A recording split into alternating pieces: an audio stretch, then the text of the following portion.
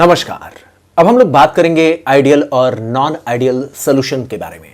ध्यान रहे, जितना हमने अभी तक पढ़ लिया है, जितनी अपनी एनर्जी हमने इन्वेस्ट कर लिया है, उसी का अब हमें प्रॉफिट उठाना है। कैसे, इस बात को हम इस सेक्शन में देखने का प्रयास करेंगे। देखिए, हमने इससे पहले राउल्स लॉ का जितना भी एप्लीकेशन सीखा है, उसी के बेसिस पर इस सेक्शन में बुक्स में क्वेश्चंस आपको दी जाती हैं। घबराना बिल्कुल भी नहीं है, क्योंकि आपने जो पढ़ रखा है वही आइडियल और नॉन आइडियल सॉल्यूशंस के इस टॉपिक पे हमें डिस्कस करने को मौका मिलेगा।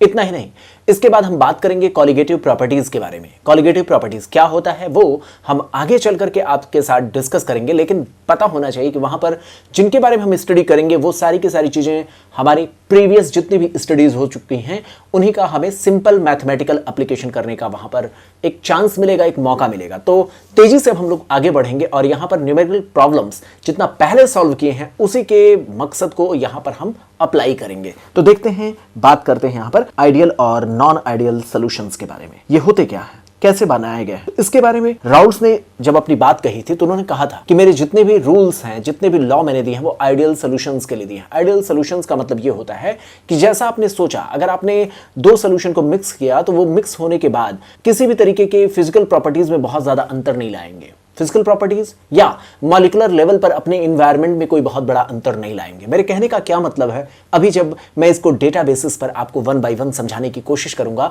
तो ये बात ज्यादा अच्छी तरीके से अप्लाई हो पाएगी। तो चलते हैं, देखते हैं यहां पर आइडियल सॉल्यूशन किसे कहा और आइडियल सॉल्यूशन की क्राइटेरिया क्या है। ऐसे सॉल्यूशन जो राउल्स लॉ को पूरी तरीके से हर एक कंसंट्रेशन के रेंज में फॉलो करते हैं, उन्हें हम आइडियल सॉल्यूशन कहते हैं। और आइडियल सॉल्यूशन होने के लिए क्या क्या बातें जरूरी होती हैं, तो उनके वॉल्यूम में जब उनको मिक्स किया जाता है किसी आइडियल सॉल्यूशन के लिए, जब आइडियल सॉल्यूशन को मिक्स किया जाता है तो उनके वॉल्यूम ऑफ मिक्सिंग में कोई भी चेंजेस नहीं मिलेंगे। यानी चेंजिंग के दौरान, वॉल्यूम को मिक्स करने के दौरान वॉल्यूम के भीतर कोई चेंजेस नहीं होगा। इस बात का क्या मतलब है, इस चीज को देखिए। हमने क्या किया, सपोज दैट हमने 3 लीटर लिक्विड ए मिलाया, दूसरा 5 लीटर लिक्विड बी मिलाया। 3 और 5 दो को जब हमने मिलाया तो वॉल्यूम 8 लीटर होना चाहिए। ऐसा नहीं हो कि वॉल्यूम लिक्विड का 8.5 लीटर हो जाए या 7.5 लीटर हो जाए, ऐसा नहीं होना चाहिए। होना क्या चाहिए, 3 और 5 दो को मिलाए 8 लीटर हमें वॉल्यूम मिलना चाहिए। इस तरीके की बात उन्होंने कहा। अब आप सोचिए, मैंने आपसे बार बार कहा है कि जो साइंस का स्टूडेंट होता है, जो केमिस्ट्री का स्टूडेंट होता है, वो मॉलिक्यूलर लेवल पर जाकर के सोचते हैं। तो ऐसा क्या होता है, ऐसी क्या चेंजेस होते हैं जो वॉल्यूम में कोई चेंजेस पैदा कर देती हैं, या फिर आइडियल सॉल्यूशन में ऐसा क्या होता है कि उनके भीतर वॉल्यूम में कोई चेंजेस नहीं होता है। इन चीजों को अब हम मॉलिक्यूलर लेवल पर देखने की कोशिश करेंगे। तो पता होना चाहिए यहां पर एंथैल्पी ऑफ सॉल्यूशन के भीतर कोई चेंजेस नहीं मिलते हैं। आइडियल सॉल्यूशन के लिए सॉल्यूशन बनाते समय एंथैल्पी में किसी भी प्रकार का चेंजेस नहीं होता है। एंथैल्पी, एनर्जी कंटेंट, आप जानते हैं ना, एनर्जी कंटेंट ये थर्मोडायनेमिक्स का टॉपिक है, उस बारे में भी यहां पर देखना होता है। मॉलिक्यूलर लेवल पर ये सारी चीजें देखेंगे और ये देखेंगे एंथैल्पी ऑफ मिक्सिंग यहां पर 0 मिलती है। पूरी की पूरी ये बुकिश लैंग्वेज है, इसको कैसे अप्लाई करेंगे, चलते हैं एक मॉलिक्यूलर लेवल पर इमेज बना करके सोचने की कोशिश करते हैं। जो मैं इमेज आपको बताने की कोशिश करूंगा, जिसकी मदद से मैं आपको एक्सप्लेन करूंगा, मेरी अपनी खुद की किताब की एक इमेज ड्रॉ कराई गई है और उस हाइपोथेटिकल एनवायरनमेंट की मदद से ये सारी चीजें आप समझ पाएंगे। तो देखते हैं इमेज को, और इस इमेज में क्या दर्शाने की कोशिश की गई है उस पर फोकस करने का प्रयास करेंगे। तो यहाँ पर हम देखें किस लेवल पर चेंजेस होते हैं और उन चेंजेस का मॉलिक्यूलर लेवल पर क्या असर होता है। यहाँ देखिए, ये हैं मॉलिक्यूल्स। ये मॉलिक्यूल्स हैं जो एक दूसरे के साथ अट्रैक्शन में बंधे हुए हैं। यहाँ पर आप चलें और देखें, मॉलिक्यूल्स एक दूसरे के साथ अट्रैक्शन में बंधे हुए हैं। और मान लीजिए इंटर मॉलिक्यूलर अट्रैक्शन यहाँ पर 10 यूनिट्स का है। मतलब ये कि दो मॉलिक्यूल्स के बीच में लगने वाला अट्रैक्शन अगर 10 यूनिट्स का है। मॉलिक्यूल्स के लेवल पर अब इमेजिनेशन करना शुरू कर दीजिए। देखिए यहाँ पर अगर इंटर मॉलिक्यूलर अट्रैक्शन 10 यूनिट्स का है, ये लिक्विड ए हो और दूसरा जिसे मैंने ब्लू कलर से दिखाया है ये लिक्विड बी है, इनके मॉलिक्यूल्स के बीच में भी अगर inter molecular force of attraction या इंटर मॉलिक्यूलर फोर्स की स्ट्रेंथ 10 यूनिट्स हो, ये सॉल्वेंट मान लिया लिक्विड बी को, मान लीजिए उसके भीतर भी मॉलिक्यूल्स के बीच में अट्रैक्शन 10 यूनिट्स का ही है और जो सॉल्वेंट का पार्टिकल है उसमें भी 10 यूनिट्स का ही है। अब इन दोनों को मिला दिया गया, ए और बी को मिला दिया गया। अब ऐसे कंडीशन में जो तीसरी कंडीशन है, इस दौरान भी मॉलिक्यूल्स के बीच में लगने वाले अट्रैक्शन उतने ही हैं जितना पहले थे।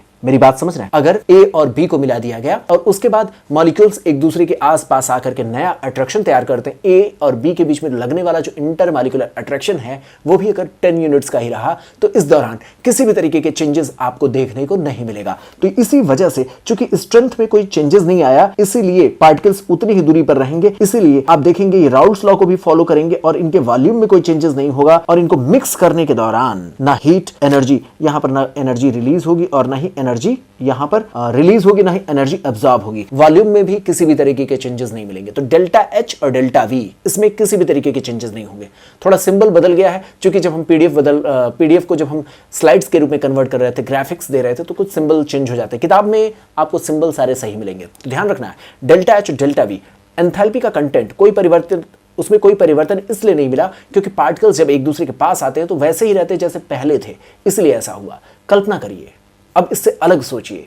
मान लीजिए ए के बीच में जो पार्टिकल्स का अट्रैक्शन था, ऐसे ही बी के बीच में पार्टिकल्स का जो अट्रैक्शन था, ए के बीच का अट्रैक्शन, बी का अट्रैक्शन, अगर ये आपस में मिल गए, ए और बी जब मिलने के बाद उसके मॉलिक्यूल्स आसपास आते हैं, कल्पना करिए अगर अट्रैक्शन कुछ ज्यादा ही तगड़ा हो जाए, अट्रैक्शन कुछ ज्यादा ही स्ट्रॉन्गर हो जाए, तो क्या होगा?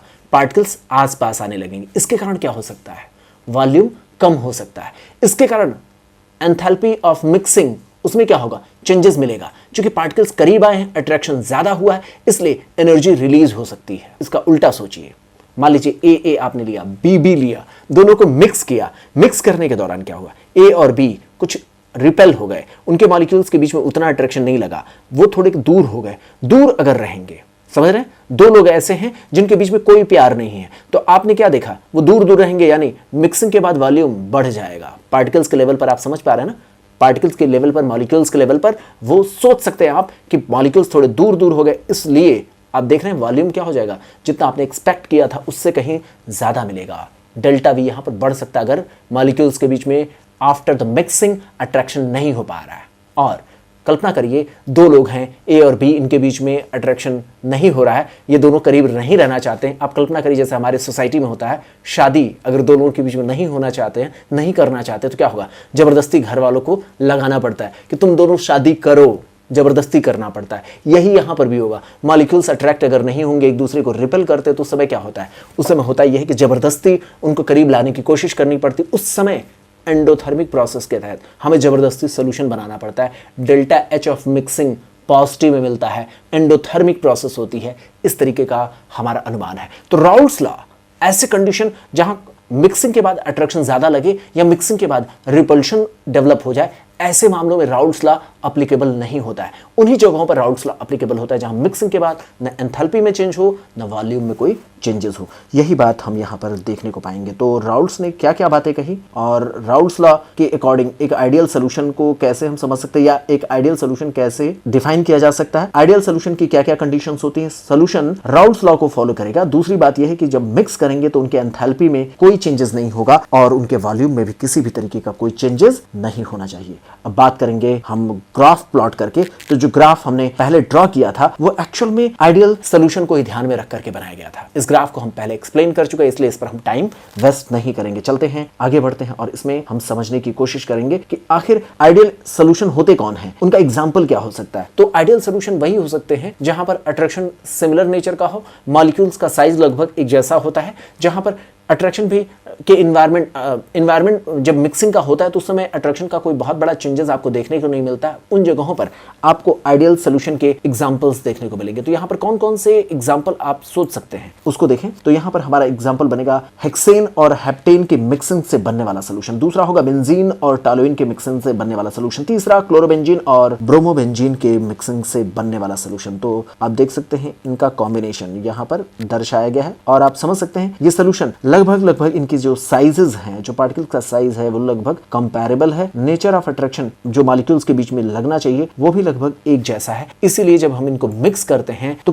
कोई एंथैल्पी में या वॉल्यूम में चेंजेस देखने को नहीं मिलता है। अब देखेंगे किस तरीके से नॉन आइडियल सोल्यूशन की कल्पना की जा सकती है। पहले ही बात हो चुका है, कोई घबराने जैसी बात नहीं है। चलते हैं देखते हैं नॉन आइडियल सोल्यूशन के बारे में। तो नॉन आइडियल सोल्यूशन क्या होता है? नॉन आइडियल सोल्यूशन में अट्रैक्शन या तो बढ़ेगा या तो घटेगा। तो इसका एक इमेज बना करके हम ड्रॉ करके देखने की कोशिश करेंगे। यहाँ पर मैंने आपको पहले ही बोला कि अगर सॉल्यूट है 3 लीटर और सॉल्वेंट है 5 लीटर, इसको अगर हमने मिलाया, कल्पना करिए कि अगर मिक्सिंग के बाद सोल्यूशन बनने पर वॉल्यूम ऑफ सोल्यूशन 7 लीटर हो जाए, जितना आपने सोचा उससे कम हो जाए। दूसरा कंडीशन क्या है? दूसरा कंडीशन ये है कि वॉल्यूम ऑफ सोल्यूशन बढ़ जाए, सोल्यूशन का वॉल्यूम बढ़ जाए। देखिए 3 और 5 को आपने मिलाया, कितना हो गया? अब स्लाइड में देखें 10 लीटर हो गया। कितना हो गया? 10 लीटर हो गया। 10 लीटर कैसे हो सकता है? 7 लीटर कैसे हो सकता है? तो मैंने बताया 3 और 5 को मिलाने के बाद 7 तभी हो सकता है जब मॉलिक्यूल्स करीब आ जाएं, और 10 लीटर तभी हो सकता है जब मॉलिक्यूल्स के बीच में रिपल्सन लग रहा हो, दूर दूर रहना चाहते हो। तो उस समय क्या होगा? यहाँ पर मॉलिक्यूल्स चूंकि दूर दूर रहेंगे इसलिए वॉल्यूम यहाँ पर बढ़ जाएगा। तो हमारी बुक का लिया गया इमेज था जिसके बारे में हमने आपको बताया। आप देखेंगे पहले कंडीशन में जब अट्रैक्शन बढ़ेगा तो वॉल्यूम कम हो जाएगा, दूसरे कंडीशन में जब अट्रैक्शन घटेगा तो अट्रैक्टिव फोर्सेस जब कम लगेंगे तो वॉल्यूम बढ़ जाता है। अब ऐसे सोल्यूशन के लिए हमने क्या सोच सकते हैं, हम क्या क्या कंडीशंस पर बात कर सकते हैं उसको देखें। तो ऐसे सोल्यूशन के लिए एक कंडीशन कही जाती है कि ऐसे सोल्यूशन में राउल्ट्स लॉ बिल्कुल भी फॉलो नहीं होगा। क्या फॉलो नहीं होगा? राउल्ट्स लॉ बिल्कुल भी फॉलो नहीं होगा। जाहिर सी बात है, जो फार्मूला राउल्ट्स ने दिया था उनके बारे में हम कह सकते हैं कि वो बातें यहाँ पर सही साबित नहीं हो पाएंगे, और यहाँ पर जो इंटरमॉलिक्यूलर अट्रैक्शन है उसका एनवायरनमेंट बदल जाएगा। पहले जो आपने ए या बी के बीच में जो अट्रैक्शन के बारे में कल्पना किया था, मिक्सिंग के बाद वह पूरी तरीके से बदल जाते हैं। ये या तो बढ़ जाएंगे या तो घट जाएंगे। ये बात हमने पहले ही आपको बता दिया। केमिस्ट्री बिल्कुल भी रटने की चीज नहीं होती है, ये बिल्कुल एक लॉजिकल सब्जेक्ट है। अगर आप मॉलिक्यूल्स के लेवल पर जाकर के सोच सकते हैं तो कोई भी डरने वाली बात यहां पर नहीं होती। तो चलते हैं, यहां पर देखेंगे वॉल्यूम में चेंजेस भी देखने को मिलेंगे। वॉल्यूम जब आप मिक्स करेंगे तो वॉल्यूम में मिक्सिंग के बाद या तो चेंजेस मिलेंगे, वो बिल्कुल जैसे पहले आप कह रहे थे कोई चेंज नहीं मिल रहा था, चेंजेस जीरो थे, यहां पर ऐसा नहीं होगा। डेल्टा वी मिक्सिंग जीरो नहीं होगा। इसी तरीके से पहले हम आइडियल सोल्यूशन के लिए कह रहे थे एंथैल्पी या एनर्जी कंटेंट में कोई चेंजेस नहीं होगा, लेकिन यहां पर एनर्जी कंटेंट में चेंजेस होंगे। रिएक्शन या तो एंडोथर्मिक होगा या फिर एक्सोथर्मिक होगा। एक बात याद रखिएगा, यहां पर जब हम सोचते हैं तो एक जगह पर हमें लगता है कि एंडोथर्मिक होना चाहिए, लेकिन वहां पर वो एक्सोथर्मिक होता है, और जहां हम एक्सोथर्मिक सोचते हैं वहां एंडोथर्मिक होता है। एग्जाम में, कॉम्पिटिटिव एग्जाम्स में नॉन आइडियल सोल्यूशन को लेकर के कैसे क्वेश्चन बनता है वो हम अगले स्लाइड में आपसे बात करेंगे। अभी सिर्फ इतना समझें, डेल्टा एच मिक्सिंग क्या है। यहाँ पर जीरो नहीं है, एनर्जी के कंटेंट में चेंजेस बिल्कुल होंगे, चेंजेस जीरो नहीं होंगे बल्कि चेंजेस होंगे, इस बात की जानकारी आपको होनी चाहिए। तो अब हम ये समझने की कोशिश करेंगे हुआ क्या एक्चुअल में। तो हुआ ये कि मान लीजिए जहां हम अट्रैक्शन के स्ट्रेंथ के बारे में सोच रहे थे वो अट्रैक्शन बढ़ जाए या घट जाए। अगर अट्रैक्शन चेंज हो रहा है, जैसे मान लीजिए हमने क्या किया, यहां पर देखा कि हमारे पास अट्रैक्शन इंटरमॉलिक्यूलर जो भी अट्रैक्शन थे वो आफ्टर द मिक्सिंग ए और बी के बीच में जब हमने इनको जोड़ा तो इनके बीच में जो अट्रैक्शन थे, इंटरमॉलिक्यूलर अट्रैक्शन, वो या तो बढ़ गए या तो घट गए। इस तरीके की चेंजेस अगर हो रही हैं तो ऐसे मामलों में हम कल्पना कर सकते हैं नॉन आइडियल सॉल्यूशंस के बारे में और पॉजिटिव और नेगेटिव डेविएशन के बारे में। एक स्टेटमेंट कहा जाता है कि जब आइडियल सॉल्यूशन नहीं बनता है तो राउल्ट्स लॉ को फॉलो नहीं करते हैं, और वो करते क्या है, राउल्ट्स लॉ के को वायलेट करते हैं, और उनमें राउल्ट्स लॉ के अगेंस्ट या तो पॉजिटिव डेविएशन देखने को मिलता है या फिर नेगेटिव डेविएशन देखने को मिलता है। तो ये पॉजिटिव और नेगेटिव डेविएशन क्या होता है उस चीज को अब हम लोग समझने की कोशिश करेंगे। तो यहाँ पर बात करेंगे पॉजिटिव एंड नेगेटिव डेविएशन की। तो ये होता क्या है इसके बारे में सोचने की कोशिश करेंगे। देखें होता क्या है कि जब ए और बी को हमने मिक्स किया, ए के पार्टिकल्स थे, और इसी तरीके से हमने बी के पार्टिकल्स के बारे में सोचा, बी के मॉलिक्यूलर एनवायरनमेंट के बारे में सोचा। जब बी मिले, ए मिले, और इनके मिक्सिंग के बाद हुआ क्या, ए और बी का जो इन्वायरमेंट है, बात समझें, ए और बी के बीच में हमने शादी कराने की कोशिश की। कुछ इस तरीके से हम कल्पना कर सकते हैं। हुआ कुछ ऐसे कि शादी के बाद जो इनके बीच का अट्रैक्शन था अगर वो कम हो जाए, मतलब ये कि जितना अट्रैक्शन था उससे कम अट्रैक्शन लगे, यानी इनके बीच में सेपरेशन हो जाए, सेपरेशन हो जाएगा तो क्या होगा, लिक्विड स्टेट में ये रहना नहीं पसंद करेंगे। आप जानते हैं जब अट्रैक्शन ज्यादा होता है तभी कोई लिक्विड स्टेट में रहने की कोशिश करता है। यहां पर अगर अट्रैक्शन कम लगेगा तो पार्टिकल्स दूर दूर रहेंगे, जाहिर सी बात है पार्टिकल्स इजीली वेपराइज होने की कोशिश करेंगे, ये वोलेटाइल नेचर के ज्यादा होंगे। तो वो लिक्विड्स जिनमें मॉलिक्यूल्स के बीच में अट्रैक्शन कम लगेगा, आफ्टर द मिक्सिंग मॉलिक्यूल्स के बीच में अट्रैक्शन अगर कम लगेगा तो होगा क्या, आप यहां पर देख सकते हैं, अगर अट्रैक्शन कम लगेगा पार्टिकल्स दूर दूर रहेंगे। इवन चूंकि पार्टिकल्स के बीच में अट्रैक्शन कम लग रहा है, ये दूर दूर रहे तो थोड़ी ही एनर्जी देने पर ये वोलेटाइल हो जाएंगे। तो आप समझ सकते हैं कि वो सोल्यूशन जिनका डेल्टा वी ऑफ मिक्सिंग क्या मिलता है, पॉजिटिव मिलता है। इतना ही नहीं, इनके लिए डेल्टा एच ऑफ मिक्सिंग भी क्या होता है, पॉजिटिव होता है। ऐसे सोल्यूशन जिनके लिए delta we of mixing positive मिलता है, delta H of mixing positive मिलता है, ये सोल्यूशन पार्टिकल्स इनके दूर दूर रहते हैं और ऐसे सोल्यूशन राउल्स लॉ से पॉजिटिव डेविएशन शो करते हैं। तो ये पॉजिटिव डेविएशन दर्शाने वाले सोल्यूशन हैं। इनके बारे में आप अच्छे तरीके से समझ लें। पार्टिकल्स दूर दूर रहेंगे, वॉल्यूम में चेंजेस आएगा। इतना ही नहीं, डेल्टा एच पॉजिटिव जो मैं आपको कह रहा हूं इसका भी मतलब समझिए। ये लैंग्वेज समझ में नहीं आती है, ध्यान से समझिएगा। जब पार्टिकल्स एक दूसरे के पास नहीं आना चाहते ना, तो आपको बाहर से एनर्जी लगानी पड़ती है। जैसे मान लीजिए दो लोग शादी नहीं करना चाहते हैं, आपको जबरदस्ती दोनों तरफ से शादी कराने के लिए फोर्स करना पड़ता है, दोनों को कहना पड़ता है तुम लोग रहो पास में। वही बात यहां पर होता है कि जब पार्टिकल्स दूर दूर रह रहे हैं तो आपको जबरदस्ती उनको पास लाने के लिए बाहर से एनर्जी देनी पड़ती है। इसीलिए अगर आप ऐसा सोल्यूशन बनाने की कोशिश करेंगे तो उसमें डेल्टा एच ऑफ मिक्सिंग क्या मिलेगा, डेल्टा एच ऑफ मिक्सिंग यहां पर पॉजिटिव मिलेगा। और ऐसे सोल्यूशन पॉजिटिव डेविएशन दर्शाएंगे। मतलब क्या, जितना आपने सोचा था उससे कहीं ज्यादा आपको वेपर मिलेगा। पॉजिटिव डेविएशन का मतलब क्या होता है, पॉजिटिव डेविएशन का मतलब यह होता है कि जितना आपने इमेजिनेशन किया था उससे कहीं ज्यादा आपको वेपर मिलेगा। इसका उल्टा सोचिए, इसका उल्टा आप कल्पना कर लीजिए। तेजी से अभी सोच लीजिए, आप निगेटिव डेविएशन के बारे में कल्पना कर सकते हैं। यहां पर नेगेटिव डेविएशन में क्या होगा, सारा एनवायरनमेंट ऐसे ही हो और इसके अपोजिट अगर बात की जाए, इसके अपोजिट बात करेंगे तो क्या होगा। आप देखें यहां पर क्या होगा, ये सिर्फ ये कल्पना करें कि पार्टिकल्स एक दूसरे के करीब आना शुरू कर दिए, एक दूसरे के करीब आना शुरू कर दिए तो क्या होगा, यहां पर डेल्टा वी नेगेटिव होगा, डेल्टा एच भी नेगेटिव होगा। और ऐसे सोल्यूशन के मामलों में क्या क्या चेंजेस देखे जा सकते हैं उसके बारे में भी हम सोच सकते हैं। अगर पार्टिकल्स एक दूसरे के करीब आएंगे, जाहिर सी बात है वॉल्यूम अब कम हो जाएगा। पहले वॉल्यूम ज्यादा था, अब मान लीजिए आपने 5 लीटर और 3 लीटर को आपने मिलाया तो अब 8 लीटर न मिलकर के ये 7 लीटर ही हो जाएगा। और इस तरीके से क्या होगा, डेल्टा वी निगेटिव में चला जाएगा, वॉल्यूम में चेंजेस आपको मिलेंगे, फाइनल वॉल्यूम कम हो जाएगा। इसी तरीके से चूंकि पार्टिकल्स एक दूसरे के पास पास आएंगे, एक दूसरे के पास पास आ रहे हैं, इससे क्या होगा, जब अट्रैक्शन लगता है ना, जब अट्रैक्शन सेल्फ अट्रैक्शन लगता है तो दो लोग ज्यादा करीब हो जाते हैं। जब दो पार्टिकल्स ज्यादा करीब आ गए हैं तो इसके कारण क्या होगा, पार्टिकल्स ज़्यादा क्लोज हो जाएंगे, ज़्यादा क्लोज हो जाएंगे तो उसके कारण क्या होगा, ये एनर्जी रिलीज करना शुरू कर देंगे। तो इसलिए फाइनली जो पार्टिकल्स के पास एनर्जी बचेगी वो कम बचेगी। मेरी बात समझ रहे हैं, दो लोग प्यार में क्या हो गए, दो पार्टिकल्स, ये थर्मोडायनेमिक्स में मैं आपको बताऊंगा, इस चीज़ को समझाऊंगा। दो पार्टिकल्स एक दूसरे से प्यार कर रहे हैं और वो खुद से ही अपनी एनर्जी बर्बाद करके कहीं जा रहे हैं मिलने के लिए। तो क्या हुआ, घर से चले थे, उनके पॉकेट में ज्यादा पैसा था, जब वो फाइनली एक दूसरे के प्यार में बंध गए, एक दूसरे के करीब आ गए, उनके पॉकेट में मनी कम हो जाता है। फाइनल मनी कम है, पहले मनी ज्यादा थी। आप समझ सकते हैं ना, फाइनल माइनस इनिशियल क्या हो गया, वो नेगेटिव में चले गए। यही बात होगा जब सेल्फ अट्रैक्शन होगा तो बाहर से कुछ भी करने की जरूरत नहीं होती है, वो अपने ही पैसे को बर्बाद करते हैं और डेल्टा एच यहाँ पर क्या होगा, नेगेटिव होगा। तो पॉजिटिव और नेगेटिव डेविएशन में क्या क्या चीजें होंगी इसके बारे में आप कल्पना कर सकते हैं। एक बार तेजी से बात करें तो यहाँ पर क्या होगा, राउल्स लॉ के अगेंस्ट यहाँ पर दो चेंजेस देखने को मिलेंगे, या तो वेपर प्रेशर ज्यादा बनेंगे या फिर कम बनेंगे। तो जो vapour pressure non ideal solution का होगा वो हायर हो सकता है या फिर लोअर हो सकता है। अगर vapour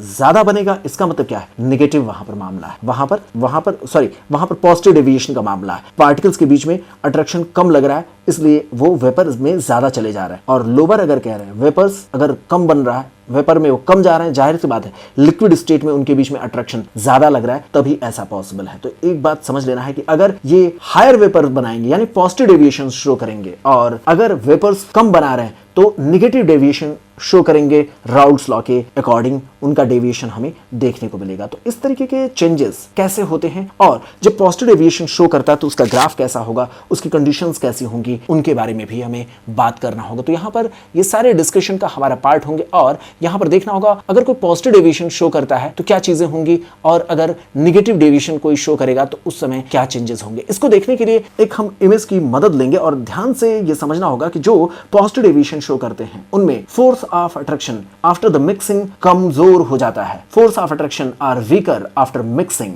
as compare to before mixing. ऐसी बात कही जाती है, मिक्सिंग के बाद अट्रैक्शन कम हुआ है, पहले ज्यादा था। तो ए बी का अट्रैक्शन क्या हुआ, कम हो गया है। पहले ए के बीच में अट्रैक्शन जो था या बी के बीच में जो अट्रैक्शन था वो ज्यादा था। ऐसा कैसे पॉसिबल है, ऐसा कैसे मॉलिक्यूल्स के लेवल पर हम एग्जांपल बना सकते हैं, ऐसे कौन से एग्जांपल हमारे पास हो सकते हैं। तेजी से देखते हैं, मॉलिक्यूल्स के लेवल पर अगर आप इमेजिनेशन अच्छे से रखेंगे कोई भी प्रॉब्लम नहीं होने वाली है। देखते हैं, इसको हम समझने की कोशिश करते हैं इस इमेज में। यहां पर देखिए, पहले क्या था, मॉलिक्यूल ए था, मॉलिक्यूल ए के बीच में यहां पर देखिए पॉजिटिव डेविएशन के एग्जांपल को अगर देखना है तो मॉलिक्यूल ये ए है, मॉलिक्यूल ए के बीच में हाइड्रोजन बॉन्डिंग एक बड़ी वजह थी पार्टिकल्स के बीच में अट्रैक्शन के लिए। बात समझें, यहां पर क्या था, ये है हमारा इथेनॉल है, इथेनॉल का यहाँ पर मॉलिक्यूल्स दिखाया गया है, जिसको मैंने अभी आपके सामने दर्शाया है। ये देखें, ये इथेनॉल के मॉलिक्यूल्स हैं। इथेनॉल के मॉलिक्यूल्स एक दूसरे के करीब इंटर मॉलिक्यूलर जो फोर्सेस हैं वो हाइड्रोजन बॉन्ड्स के द्वारा एक दूसरे से जुड़े हुए हैं। अब हुआ क्या, जब बी मॉलिक्यूल बी जब इनके साथ मिलाया जाता है तो इनके एनवायरनमेंट में चेंजेस देखने को मिलते हैं। मॉलिक्यूल बी है कौन सा, एसीटोन है। यहाँ पर आप देखें एसीटोन है, एसीटोन चूंकि यह रिलेटिवली नॉन पोलर की कैटेगरीज में आ जाता है, यहाँ पर अट्रैक्शन उतना स्ट्रांग आपको देखने को नहीं मिलेगा। तो यहाँ पर एसीटोन के बीच में डाइपोल इंटरेक्शन होगा, उतना स्ट्रांग इंटरेक्शन नहीं होगा। तो ऐसे मॉलिक्यूल ए और मॉलिक्यूल बी को जब हम मिलाने की कोशिश करते हैं तो ये रहा हमारा लिक्विड ए जिसके मॉलिक्यूल ए आपको दर्शाए गए, और ये रहा हमारा लिक्विड बी जिसको हम देख पा रहे हैं, जो एसीटोन का एग्जांपल बना करके हमारी बुक में समझाने की कोशिश की गई है। अब कल्पना करिए ए और बी को जब मिलाते हैं तो बात समझिए, इसका भी बहुत बढ़िया एग्जांपल है। एक है जो बहुत अच्छा है, इथेनॉल हाइड्रोजन बॉन्डिंग के द्वारा बहुत अच्छे से पड़ा हुआ था। दूसरा जो था वो एसीटोन था जिसमें डाइपोल नेचर का इंटरेक्शन था। इस चीज को डाइपोल इंटरेक्शन, हाइड्रोजन बॉन्डिंग, इसको आप केमिकल बॉन्डिंग में पढ़ते हैं। जब मैं केमिकल बॉन्डिंग आपके साथ डिस्कस करूंगा तो वहां पर मैं आपको बताऊंगा हाइड्रोजन बॉन्ड क्यों ज्यादा स्ट्रांग होता है। इस चीज को समझने का आपको मौका हाइड्रोजन बॉन्डिंग के टॉपिक में मिलेगा।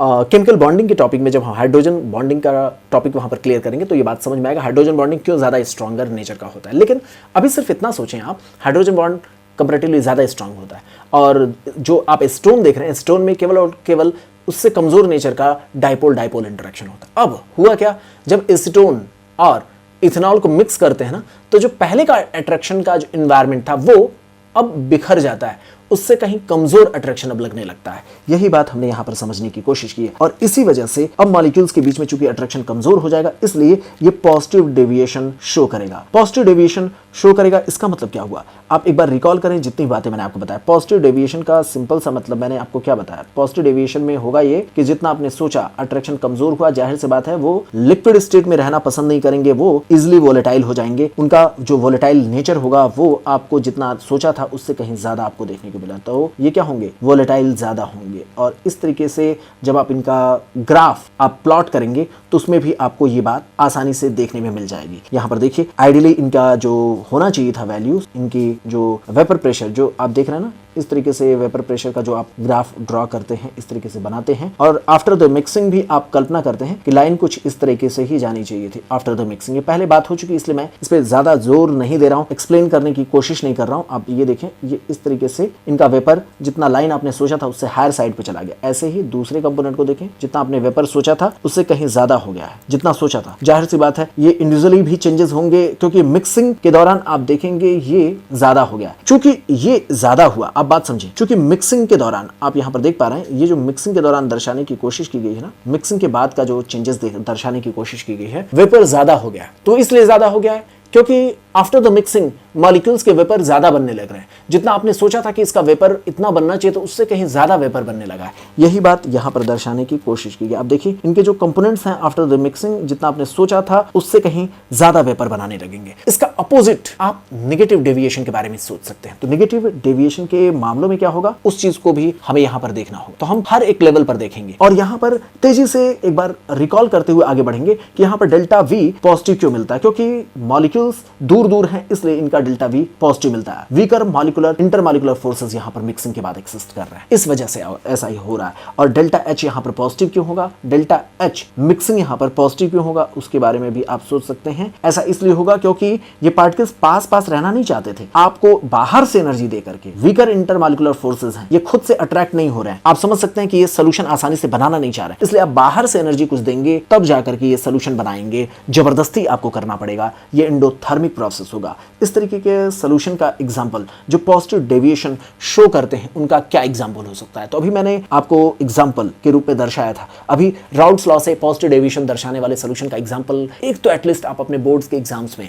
या फिर आपके एग्जाम्स में कब ऑब्जेक्टिव क्वेश्चंस के रूप में अगर पूछा जाए तो उस समय भी आप बता सकते हैं क्या, एसीटोन और इथेनॉल का मिक्सचर। ऐसे ही और कौन कौन से इसके एग्जांपल हो सकते हैं, इथेनॉल और साइक्लोहेक्सेन। इसी तरीके से एसीटोन एंड इथेनॉल जो अभी हमने पढ़ा, एसीटोन और बेंजीन का एग्जांपल हम देख सकते हैं। इसी तरीके से कार्बन टेट्राक्लोराइड और क्लोरोफॉर्म के एग्जांपल को हम यहाँ पर ले सकते हैं। तो यहाँ पर क्या चीजें हुई उनको हमने देखा और इसी का जस्ट अपोजिट हम उनके बारे में बात कर सकते हैं, उन नॉन आइडियल सॉल्यूशंस के बारे में बात कर सकते हैं जो negative deviation from Raoult's law दर्शाते हैं। उनके बारे में हम क्या कह सकते हैं, ऐसे सॉल्यूशन जिनमें अट्रैक्शन पहले के कंपैरिजन में ज्यादा हो गया, यानी ये नेगेटिव डेविएशन इसलिए शो कर रहे हैं क्योंकि पहले की अपोजिट घटनाएं हो रही हैं। यहां पर ए और बी के बीच में ज्यादा स्ट्रॉन्गर बॉन्ड्स बन रहे हैं, ए बी बी इंटरेक्शन के कंपैरिजन में यहां पर ज्यादा स्ट्रॉन्गर बॉन्ड बन रहा है। इस चीज को देखते हुए हम एक एग्जांपल बनाने की कोशिश करेंगे और यहां पर देखेंगे क्या इसका एग्जांपल बनाया जा सकता है। तो हम यहां पर देखें, ये है क्लोरोफॉर्म का एग्जांपल लिया गया। यहां पर क्लोरोफॉर्म का हमने एग्जांपल लिया। क्लोरोफॉर्म में इन जनरल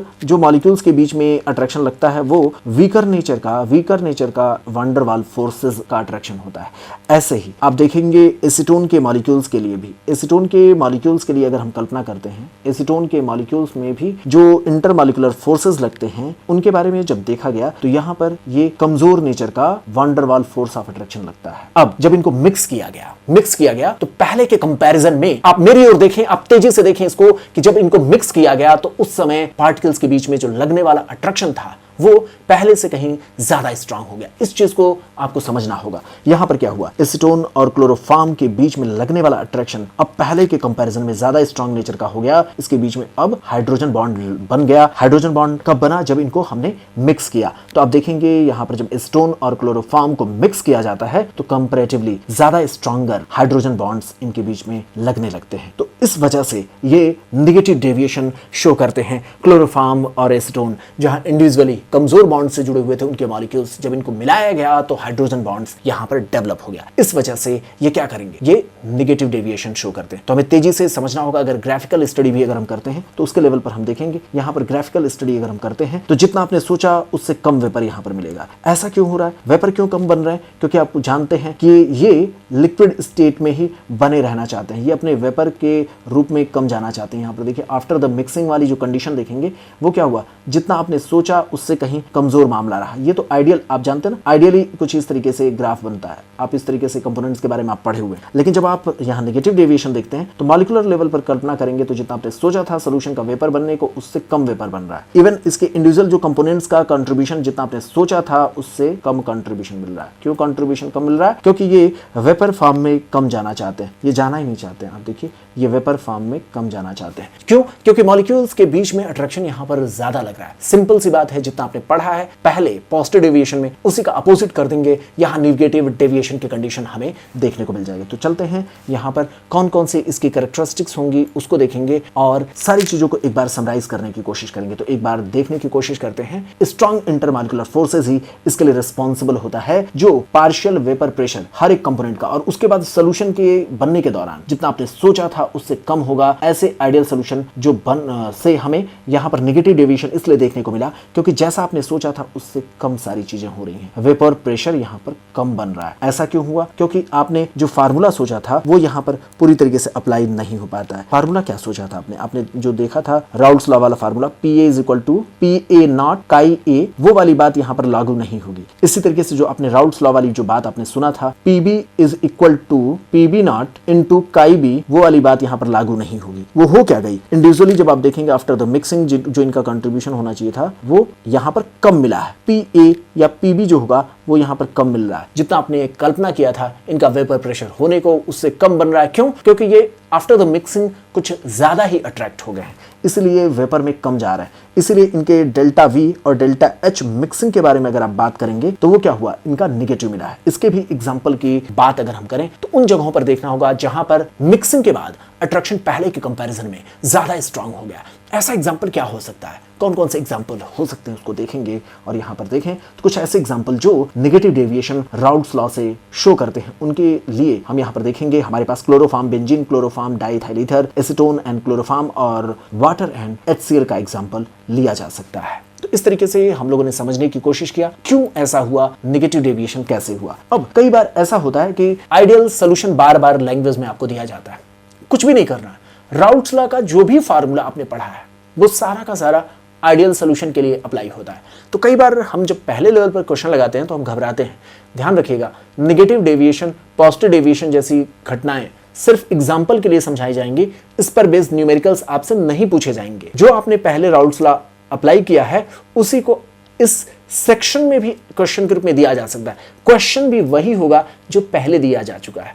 कहने का मतलब यह है कि इसमें जो भी आप न्यूमेरिकल लगा रहे हो पहले का केवल सिंपल उसी को एक बार रिवाइज कर रहे हैं, कोई नया यहाँ फार्मूला नहीं अप्लाई कर रहा है। क्योंकि जो भी आप पढ़ रहे हैं वो आइडियल सोल्यूशन के लिए जो भी कंडीशंस आपने यहाँ अप्लाई किया है वो राउल्ट्स लॉ ऑलरेडी आप फॉलो कर चुके हैं। तो अभी मैं आपको एक बार प्रूव करने की कोशिश करूंगा कि इस सेक्शन में अगर न्यूमेरिकल बनता भी है तो कोई नया प्रैक्टिस प्रॉब्लम आपको नहीं मिल सकता है। यहाँ पर जो भी क्वेश्चन होंगे पुराने ही होंगे। जैसे यहाँ पर देखें आप, एक क्वेश्चन दिया गया, calculate the partial vapour pressure of C2H4Br2 at 85 degree Celsius for an ideal solution with mole fraction of 0.25। Vapour pressure of pure C2H5Br2 at 85 degree Celsius is this. तो आप ये बोर्ड एग्जाम का इस तरीके का question है, या objective में भी कई बार इस तरीके के क्वेश्चन फ्रेम किए गए हैं। आप जानते हैं राउल्ट्स लॉ पहले आप अप्लाई कर चुके हैं, वही फार्मूला तो यहाँ अप्लाई करना है। और यहाँ पर आपको सिंपल सा ये पूछा है, पार्शियल वेपर प्रेशर आप बताओ जिस सोल्यूशन का आपको मोल फ्रैक्शन दिया हुआ और आइडियल वैल्यू भी दी गई है कि अगर वो कंप्लीट अगर अपना वेपर प्रेशर बनाता तो कैसे बनाता। तो आप जानते हैं ना, P is equal to P0 into chi. तो आप जानते हैं